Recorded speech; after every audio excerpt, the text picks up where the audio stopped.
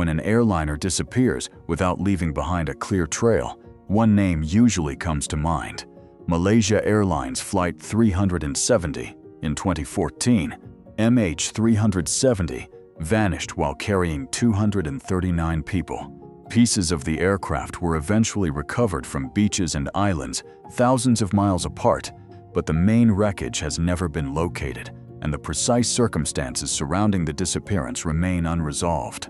Today, satellites can track aircraft across oceans.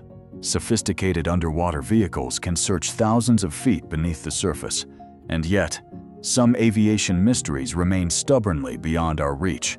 But more than 5 decades before MH370 disappeared, another aircraft vanished over the Pacific. It was carrying 107 people. There was no distress call, no emergency transmission, no confirmed wreckage, no survivors. And according to the crew of a nearby ship, there may have been an explosion in the sky.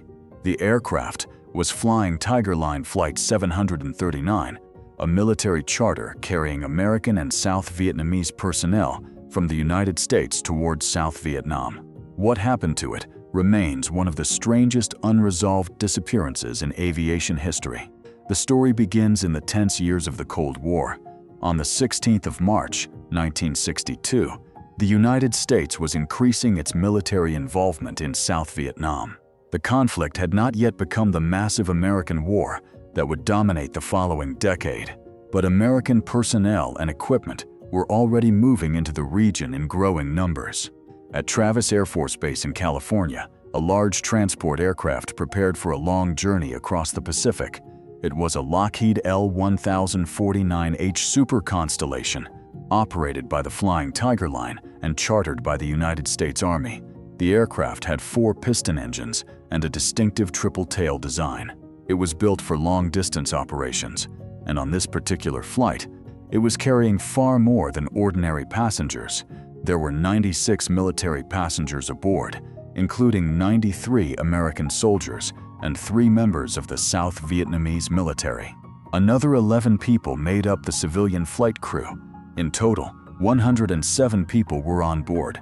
The aircraft was commanded by 48-year-old Captain Gregory P. Thomas, an experienced pilot with nearly 20,000 hours of flight time. He had spent thousands of those hours flying constellations. The planned route was long but routine. From California, Flight 739 would travel to Honolulu, then Wake Island, then Guam, and finally Clark Air Base in the Philippines before continuing to Saigon. The first stages of the journey were uneventful. At Honolulu, however, maintenance crews discovered minor problems involving the ignition systems of 2 engines. Components including coils, wires, and spark plugs were replaced. The aircraft was cleared to continue. At Wake Island, additional work was carried out on the ignition systems. Again, the problems were considered minor. The aircraft continued toward Guam. By the time it arrived there, the crew reported no new mechanical problems, and routine inspections found nothing that prevented the aircraft from continuing its mission. That would be the last time Flight 739 was seen on the ground. Later that night, after refueling in Guam, the Super Constellation departed for Clark Air Base in the Philippines. It was approximately 11 p.m. local time. The flight to Clark was expected to take around 6 hours, and the aircraft carried enough fuel for roughly 9.5 hours of flight. There was no immediate reason to believe anything was wrong. Weather along the route included clouds and scattered rain showers, but no severe storm system had been reported. After takeoff, Captain Thomas communicated normally with Guam. He requested permission to climb from 10,000 feet to 18,000 feet. The request was approved. The aircraft climbed above the clouds and continued westward over the Pacific. At that time, radar coverage over the open ocean was extremely limited. Once Flight 739 moved beyond the effective range of the Guam radar system, controllers could no longer track it directly. From that point on, radio communication was critical. Aircraft crossing remote stretches of ocean were expected to transmit regular position reports. Those reports allowed ground stations to estimate the aircraft's location, speed, and progress toward its destination. and Flight 739 made one of those routine reports. At approximately 12:22 a.m., Captain Thomas reported that the aircraft was cruising normally at 18,000 feet. Above the clouds, he provided the aircraft's current position, its expected next position, and its estimated arrival time in the Philippines. He also reported that the aircraft still had more than 8 hours of fuel remaining. Nothing in the transmission suggested an emergency. There was no report of engine trouble, no fire, no dangerous weather, no mechanical warning, no indication that anything was wrong. It was the final transmission ever received from Flight 739. The aircraft was expected to make another position report roughly an hour later. But when that time arrived, communication problems were affecting the Guam radio station. The operator attempted to contact Flight 739. There was no answer. He tried again, still nothing. Other radio stations and aircraft in the area also attempted to establish contact. Nothing. No response came from any frequency. At first, the aircraft was treated as overdue. Then the situation became an emergency. Flight 739 had failed to report its position, and when it did not arrive at Clark Air Base, search and rescue operations began. The problem facing the rescuers was enormous. They knew where the aircraft had last reported its position, but they did not know exactly what had happened afterward. Had it continued west? Had it changed course? Had it suffered a mechanical failure? Had it gone down immediately? And if it had crashed, where? The Pacific Ocean offered almost no answers. Then came a report that would become the most important piece of evidence in the entire investigation. Far below the aircraft's expected route, a Liberian-registered tanker named SSTL Lenzen was sailing across the Pacific. Several crew members were on duty that night when they noticed something unusual in the sky. They saw what appeared to be a long vapor trail moving across the darkness. The phenomenon traveled from east to west and disappeared behind a cloud. Then the sky suddenly lit up. The witnesses described an intensely bright explosion. With a white center surrounded by reddish-orange light, the explosion appeared to occur in 2 pulses. Immediately afterward, 2 burning objects were seen falling toward the ocean. One appeared larger and brighter. The other was smaller and descended more slowly. The ship's radar also detected a small target in the vicinity. The captain changed course and headed toward the location where the objects appeared to have fallen. For the crew, the possibility was obvious. They might have just witnessed an aircraft exploding in midair. But if that aircraft was Flight 739, the search should have produced something: wreckage, fuel, life rafts, life jackets, floating debris, perhaps even survivors. Instead, the tanker searched the area for hours and found nothing. No aircraft, no bodies, no obvious debris field, no confirmed oil slick, nothing that could definitively identify the objects they had seen. And that created an extraordinary mystery. The timing of the explosion was close to the moment when Flight 739 should have transmitted its next position report. The location was also close to the aircraft's expected route. Investigators, therefore, considered it highly likely that the tanker crew had witnessed the destruction of Flight 739. But there was a critical distinction. They could determine that an explosion probably occurred. They could not determine why. Without wreckage, there was no physical evidence that could reveal what had happened inside the aircraft. And so the investigation was left with possibilities rather than answers. One possibility was a sudden mechanical or structural failure. Flight 739 had experienced minor ignition system problems earlier in its journey. Components had been replaced in Honolulu and again at Wake Island. There had also been earlier reports involving engine performance. Those details naturally attracted investigators' attention. But there was a problem with the theory. The aircraft had continued flying after those repairs. It had reached Guam. The crew had reported no new mechanical emergency. And during the final radio transmission, Captain Thomas sounded completely normal. If a mechanical failure destroyed the aircraft, it must have happened with extraordinary speed or developed in a way the crew never had time to report. Another possibility was sabotage. Passengers and baggage had been screened, and weapons and dangerous materials were not supposed to be brought aboard, but investigators also examined the security environment surrounding the aircraft during its stops. Security procedures at some locations were not as comprehensive as modern airport security. That meant investigators could not completely eliminate the possibility that someone had placed an explosive device aboard the aircraft, but there was no physical evidence proving that this happened. No bomb fragment was recovered, no wreckage was recovered, no perpetrator was identified, and no credible explanation emerged that could establish sabotage as fact. There were other possibilities as well.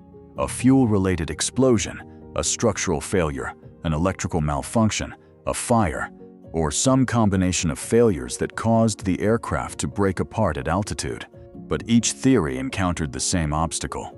The ocean had taken the evidence. The United States launched a massive search operation.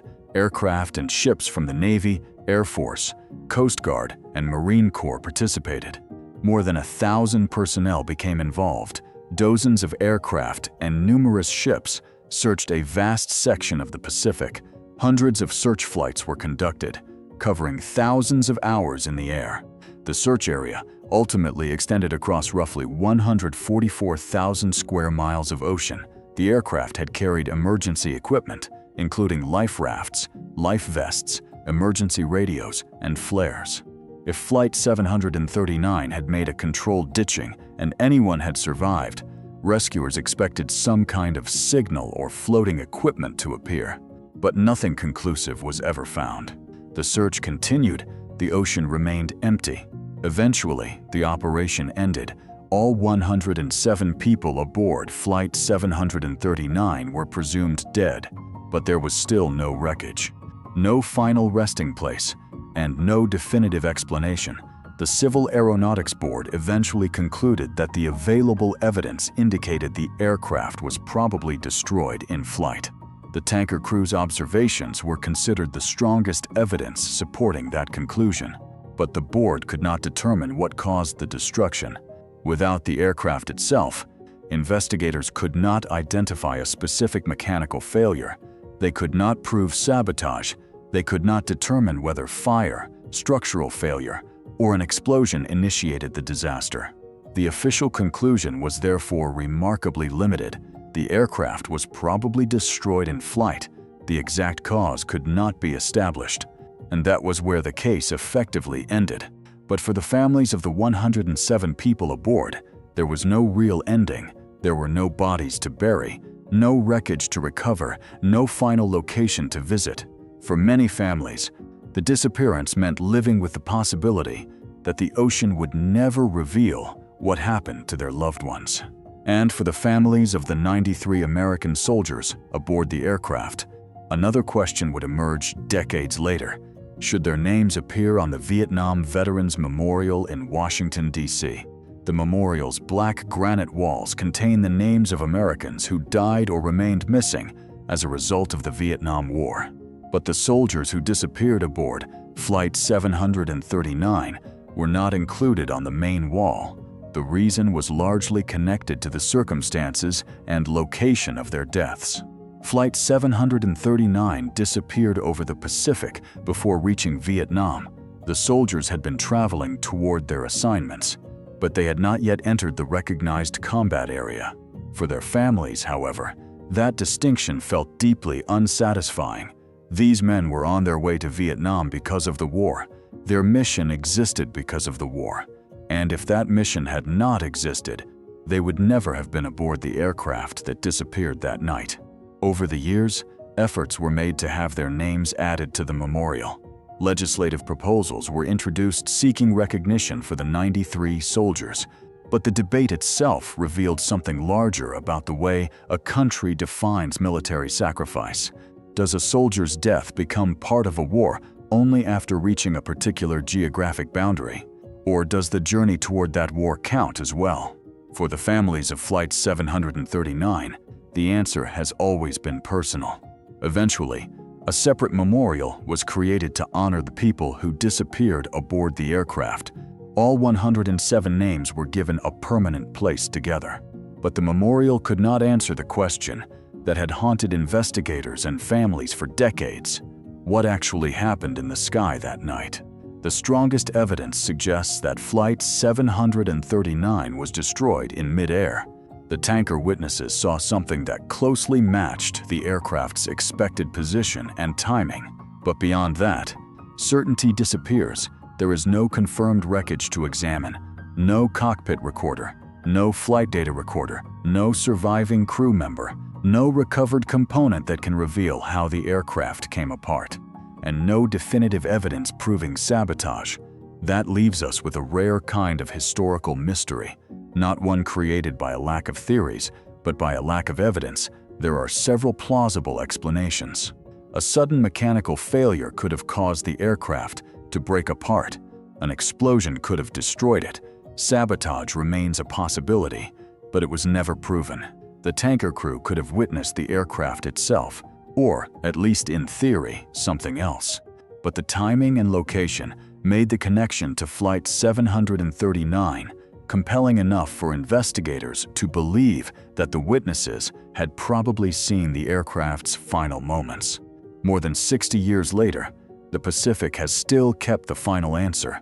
Perhaps somewhere beneath thousands of feet of water lies the remains of the super constellation. Perhaps the wreckage could one day reveal whether the aircraft suffered a catastrophic mechanical failure, an explosion, or something else entirely. Until that evidence is found, the final moments of Flight 739 remain uncertain. One thing, however, is not uncertain. On the 16th of March, 1962, 107 people boarded an aircraft in Guam, expecting to continue their journey toward the Philippines and, ultimately, South Vietnam. They never arrived. A routine radio transmission became their final known communication. A strange light appeared in the darkness over the Pacific. Two burning objects fell toward the ocean. A ship searched the area. Military aircraft searched thousands of square miles. And then, nothing. The aircraft disappeared. The people disappeared. And with them went the physical evidence that might have explained what happened. That is what makes Flight 739 so haunting. The mystery is not simply that an aircraft vanished. It is that the strongest clue may have been witnessed in real time. And even that clue could not tell investigators why it happened. For the families, the absence of wreckage meant the absence of certainty. For historians, it became an unresolved chapter of Cold War aviation. And for the 107 people aboard, the Pacific became their final unknowable destination. More than half a century later, Flight 739 remains where it has always been, in the space between what the evidence strongly suggests and what history can actually prove.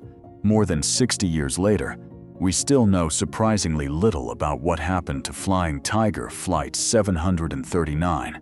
We know where the aircraft was supposed to be. We know its final radio transmission was completely routine. We know witnesses aboard a nearby tanker reported what appeared to be a massive explosion in the sky. And yet, we still don't have the one thing that could settle the mystery: the wreckage. Maybe one day, the Pacific will finally give up the evidence that investigators were never able to find. Until then, Flight 739 remains suspended between what we know, what we suspect, and what we may never be able to prove. And perhaps that's what makes this story so unsettling, because sometimes the most haunting historical mysteries aren't the ones with no clues. They're the ones where the clues are there, but the final answer is still missing. This is Nova Reports. If you found this story worth remembering, subscribe to Nova Reports for more deeply researched stories from history, aviation, science, and the mysteries that still have no easy answers. And I'll see you in the next one.